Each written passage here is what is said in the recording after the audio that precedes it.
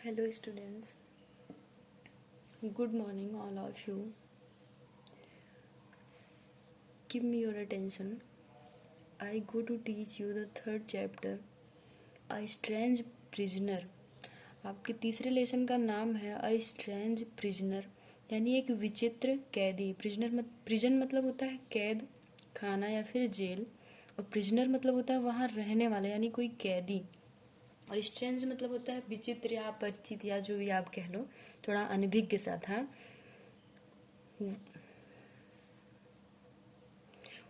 तो फिर देखते हैं हम लोग, इसमें पूरे लेसन में आपके ये दिखाया गया है कि एक कैदी यानी जब हमारे अंदर कुछ करने का जज्बा होता है तो हम कैसे कुछ भी कर ले जाते हैं। यानी वो स्थान मायने नहीं रखता कि हम कहाँ पे बंद करके रखे गए हैं, किसी कारागार में डाल दिए गए हैं या सबके नज़र से बंद करके हमको रख दिया गया है कहीं पे। ये चीज़ें मायने नहीं रखती हैं। मायने अगर रखता है कुछ तो वो हमारा जज्बा मायने रखता है। यानी ये जो कोरोना चल रहा है इसमें बहुत सारे स्टूडेंट्स हैं जिन्होंने अपनी पढ़ाई को एकदम ब्रेक कर दिया है, लेकिन हमें अपनी पढ़ाई को ब्रेक नहीं करना है। हाँ, बहुत तेज़ी के साथ अगर नहीं हम चल सकते हैं तो हमको पर डे कम से कम 2 घंटे 2.5 घंटे रीडिंग करना चाहिए अपनी बुकों का। एक बार हम उसको पढ़ेंगे, दोबारा पढ़ेंगे, वो हमें अपने आप आसानी से समझ में आ जाएगा। तो इसी तरह से जो पैतृक है, एक कैदी है वो, लेकिन उसके अंदर का जो जज्बा है वो जेल में रहकर भी उसने गिव अप नहीं किया है। और एक दिन वो अपने इसी जज्बे के लिए जाना जाता है कि उसने कैसे समुद्र के पानी को पीने योग्य बना दिया। यानी समुद्र का पानी इतना खारा होता है कि जब आप उसको देखेंगे तो ऐसे चिपचिपा सा लगेगा, ऐसे हाथ में लेंगे जैसे लगेगा कि तो बड़ा ही कुछ गंदा सा है, लबाब जैसा, ऐसे जैसे होता है ना उसका, कोई भी चीज़ ऐसे रख लीजिए आप, उसमें जैसे लाशे जैसा लगता है वो, और पी तो आप पाएंगे उसको देख के अजीब सा लगता है। और इतना ज़्यादा वो नमकीन होता है पानी, लेकिन उसको भी पैतृक ने पीने योग्य बनाया। कैसे? अपनी प्रयोगशाला में एक शोध के द्वारा इसको उसने सिद्ध किया, ये प्रूव कर दिया उसने। तो चलिए हम लोग पढ़ते हैं और देखते हैं कि कैसे पैतृक ने ये प्रूव किया। Once upon a time in one of the jails in America there was a prisoner, यानी एक बार अमेरिका के जेल में एक कैदी रहता था, यानी एक कैदी वहाँ पे था। हिज नेम वाज पैट्रिक, और उसका नाम पैट्रिक था। He had been sentenced with life imprisonment. Sentenced मतलब होता है सजा दे दी गई, उसको सजा सुना दी गई। विथ लाइफ इम्प्रिजनमेंट यानी उम्र कैद की, उम्र कैद की उसको सजा सुना दी गई। But he never felt sad, लेकिन वो कभी भी दुखी नहीं होता था। He always remained gay and happy, वो हमेशा ही प्रसन्न रहता था और खुश भी रहता था। One day he fled the jail by jumping over the wall at midnight. Midnight मतलब होता है अर्धरात्रि को, और जंपिंग मतलब होता है कूद करके, ओवर द वॉल यानी कि वो दीवार को कूद करके। एक दिन वो जेल से भाग गया, कैसे? दीवार को कूद करके, और वो भी अर्धरात्रि में। The jail officials tried their best, और जेल के जितने भी आधिकारिक लोग थे उन्होंने बहुत प्रयास किया। टू रिकैप्चर हिम, उसको पुनः पकड़ने का। कैप्चर मतलब पकड़ना, और रिकैप्चर यानी पुनः पकड़ने का। बट टू नो अवेल, लेकिन कोई फ़ायदा नहीं हुआ। अवेल मतलब होता है फ़ायदा होना, और नो अवेल मतलब कोई फ़ायदा ना होना। He was not to be found anywhere, found मतलब पाना या प्राप्त करना, एनी वेयर यानी कहीं भी नहीं, वे उसको कहीं भी नहीं पा सके। It resulted in suspension of a few staffers, और इसका परिणाम जो हुआ, रिजल्ट मतलब क्या होता है? परिणाम, यानी उसका जो रिजल्ट हुआ वो क्या हुआ कि कुछ स्टाफर्स को, वहाँ के कुछ ऑफिशियल्स को क्या कर दिया गया? जॉब से ही निकाल दिया गया, यानी उनको पदच्युत कर दिया गया। सस्पेंशन मतलब उनके पद से हटा दिया गया कि तुम लोगों के रहते ही कोई कैदी यहाँ से कूद के भाग गया, तुम लोगों की ज़रूरत ही क्या है। आफ्टर अ फ्यू डेज, और कुछ ही दिन बाद। अ फ्यू यानी ये फ्यू जो होता है आपका, अ फ्यू, द फ्यू और फ्यू, तो आ फ्यू का मतलब होता है कि जितना भी यानी कुछ था वो पूरा, यानी जो भी 2 4 6 दिन उसने लिए, उस पूरे दिन के बाद जब वो वापस आता है, देखिए कुछ ही दिन बाद, Patrick return back to the jail. Patrick वापस आ जाता है जेल में with ever pervading smile at his face. Pervading मतलब होता है सर्वव्यापी, यानी इतना ज़्यादा प्रसन्न वो था कि जैसे कुछ जो वो चाहता था उसको वो सिद्ध कर लिया हो।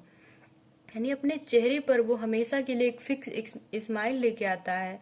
All the jail officials we are surprised to see him back, और जितने भी वहाँ के आधिकारिक लोग रहते हैं जेल के, वी आर सरप्राइज्ड, वे सब चौंक जाते हैं, टू सी हिम बैक, उसको वापस देख करके।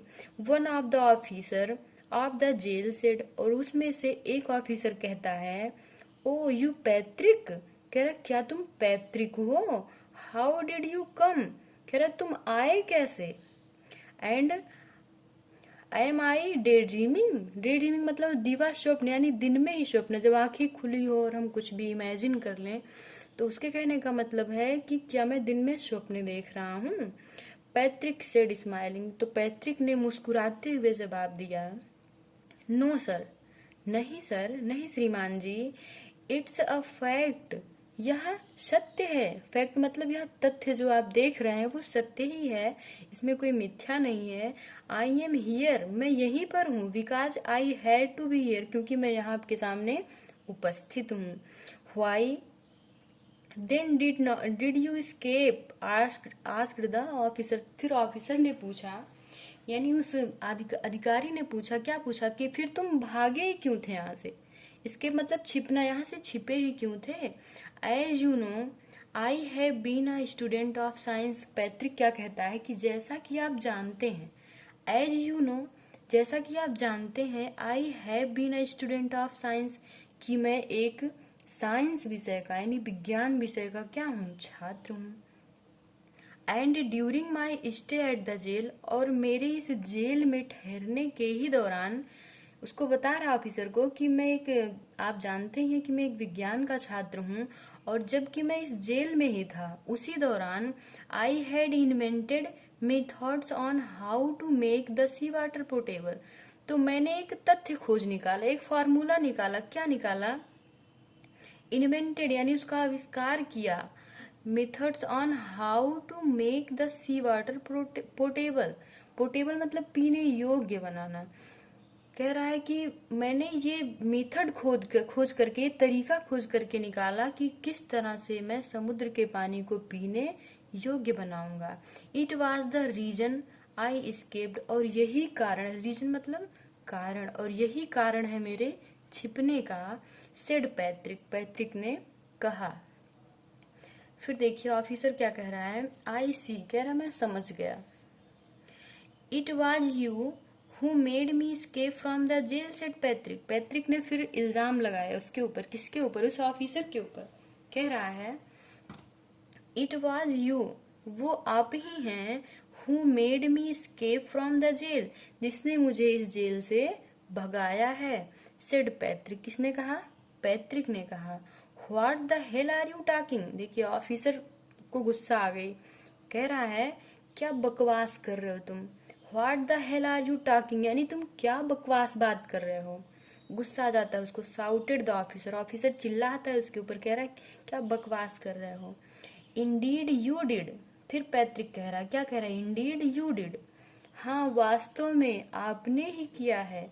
इफ यू रिकलेक्ट, यदि आपको स्मरण होगा, रिकलेक्ट मतलब स्मृति में लाना, यानी यदि आपको याद होगा, I had asked for permission, मैंने आपसे अनुमति मांगी थी, परमिशन मतलब अनुमति, कि यदि आपको याद हो तो आप याद करिए इस बात को कि मैंने आपसे अनुमति मांगी थी, टू गो टू लेबोरेटरी, प्रयोगशाला में जाने के लिए, किस लिए, for my experiments on the subject, यानी मेरे इसी विषय पे, किस विषय पे, कि कैसे मैं समुद्र के पानी को पीने योग्य बनाऊंगा, मैंने आपसे अनुमति मांगी थी कि मैं प्रयोगशाला में जाऊं और ये अपना जो एक्सपेरिमेंट है उसको सिद्ध करूं। Not one, not on one, यानी एक बार नहीं, नॉट ऑन वन ओकेजन, यानी ये एक अवसर नहीं था कि जब मैंने आपसे परमिशन मांगी थी, बट 2 टाइम्स, मैंने 2 बार आपसे परमिशन मांगी। यू डिड नॉट अप्रूव, लेकिन आपने हमको क्या नहीं किया, अनुमति नहीं दी।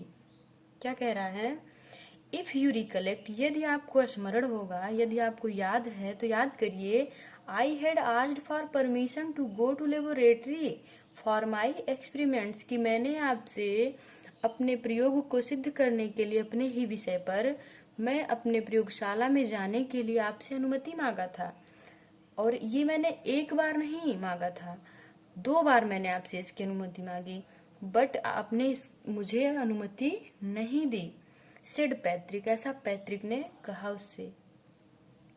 और यही कारण था कि वो जेल से भाग गया। पैट्रिक के जेल से भागने का यही कारण था, और उसने ब्लेम किया किसके ऊपर? ऑफिसर के ऊपर। और बाकी जो आपका एक पैराग्राफ बच रहा है वो हम आपको कल पढ़ाएंगे, और इसको आप लाइन टू लाइन अच्छे से पढ़िएगा। जहाँ भी ना समझ में आए आप हमको मैसेज करिए।